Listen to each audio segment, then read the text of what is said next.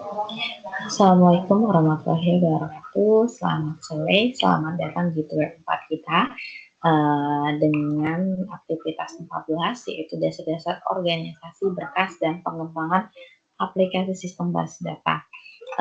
Di sini ada pengertian dari DBMS. Yang pertama itu adalah DBMS itu adalah database management system, di mana biasanya bahasa yang digunakan itu adalah struktur query language. Ini biasanya menggunakan data definition language, kemudian ada namanya data manipulation language, di mana bahasa ini digunakan untuk memperbolehkan pemakai untuk dapat mengakses data, memanipulasi data sebagai yang telah diorganisasikan. Manipulasi di sini itu artinya bisa menghapus, menambahkan, atau mengedit, bukan dengan tanda kutip yang biasa kita gunakan manipulasi itu. Kemudian secara dasar dua tipe DML, yang pertama itu prosedural, yang membutuhkan pemakai untuk menspesifikasikan data apa yang dibutuhkan dan bagaimana untuk mendapatkannya, contohnya di BS3 atau POC-PES.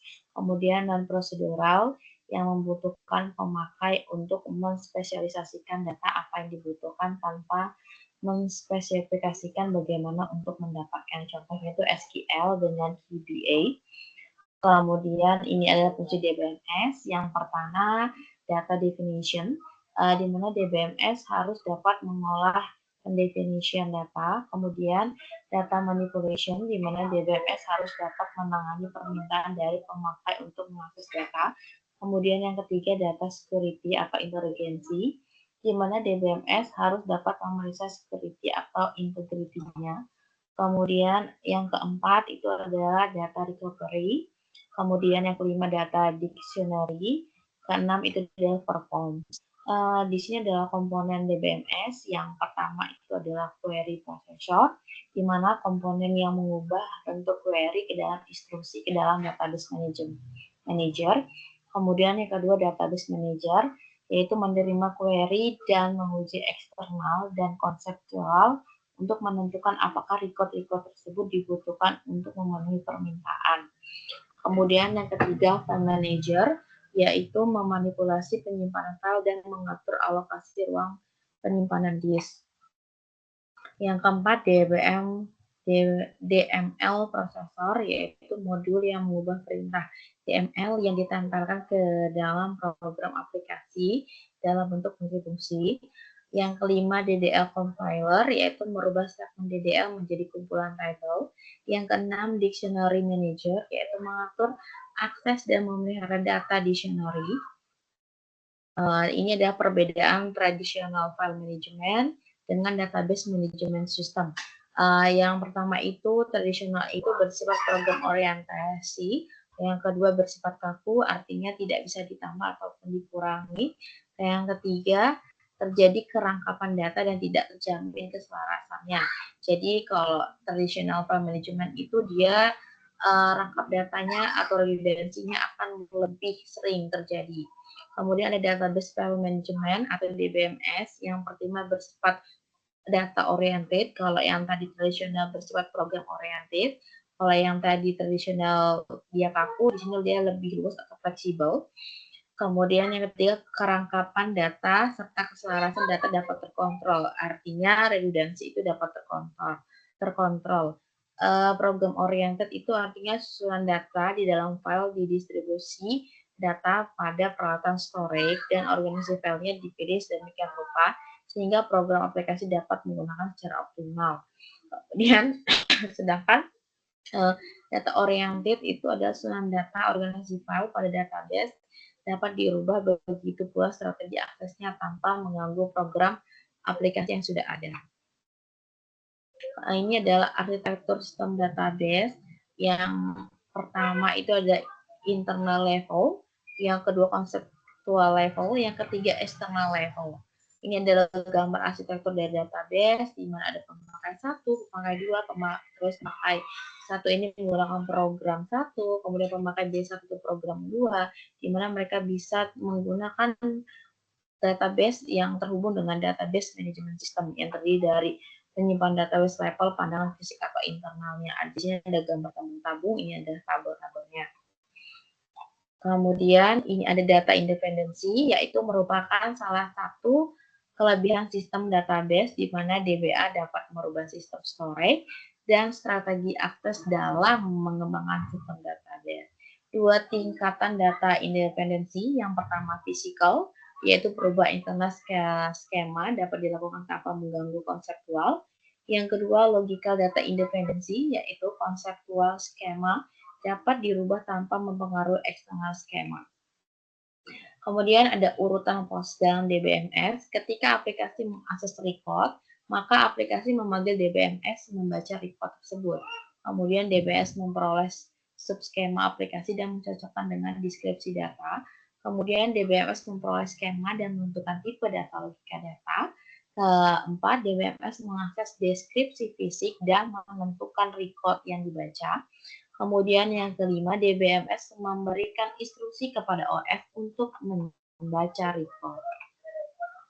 Ini ada 11, antara lainnya ada aplikasi dapat beroperasi dengan data dalam area kerja.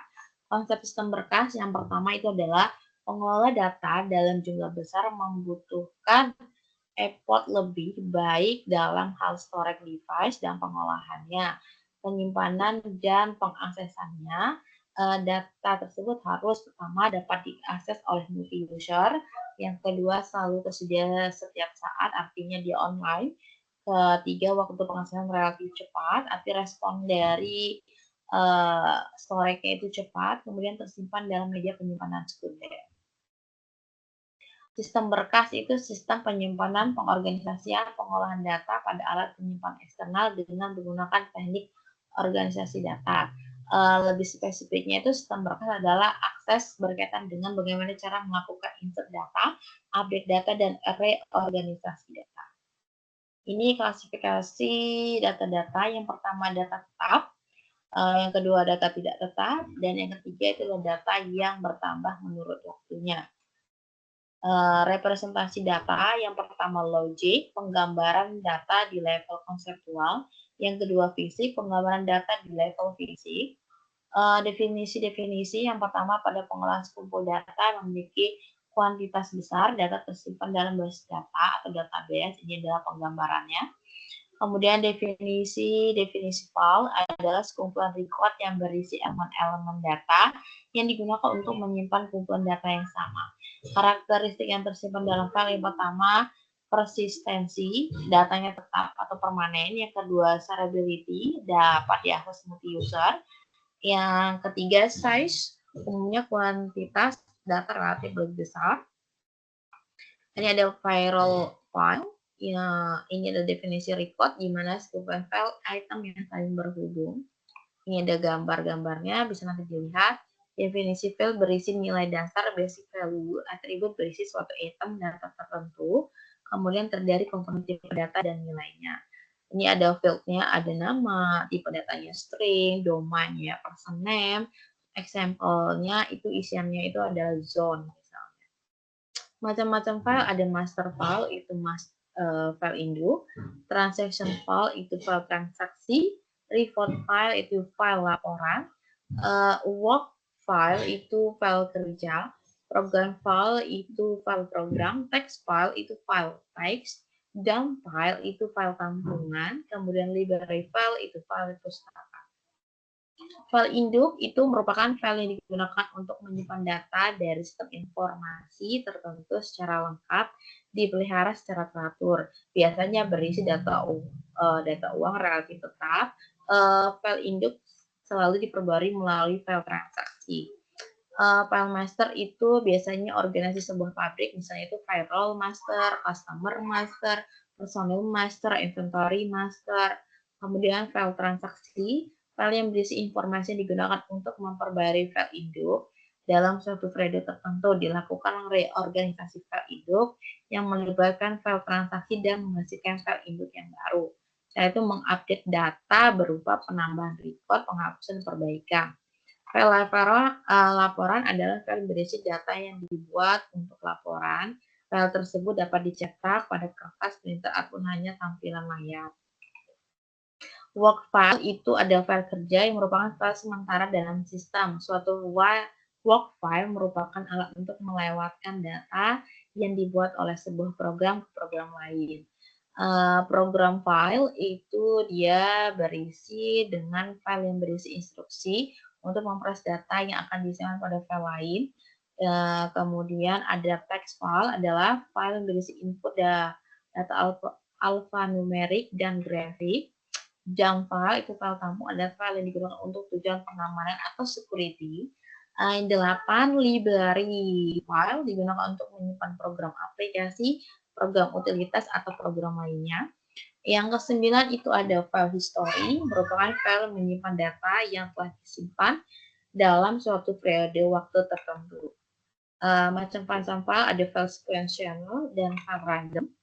Ini ada gambar sistem flow diagram, suatu sistem penggajian. Ini adalah gambarnya. Model akses file ada 3 model akses yang pada input, output, ada input dan output. Input file itu transaction file merupakan input file untuk mengupdate program.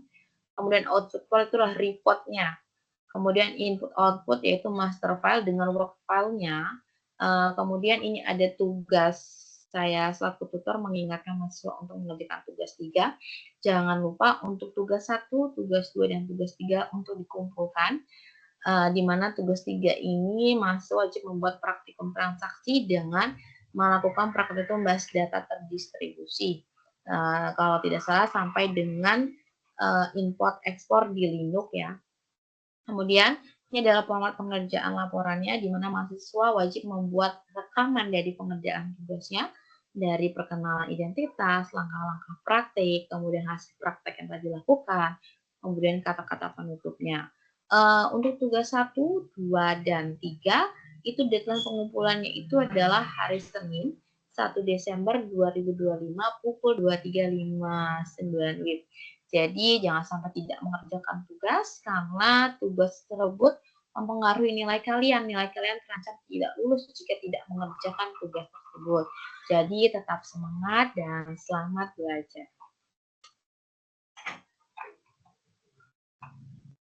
Oke, terima kasih. Wassalamualaikum warahmatullahi wabarakatuh.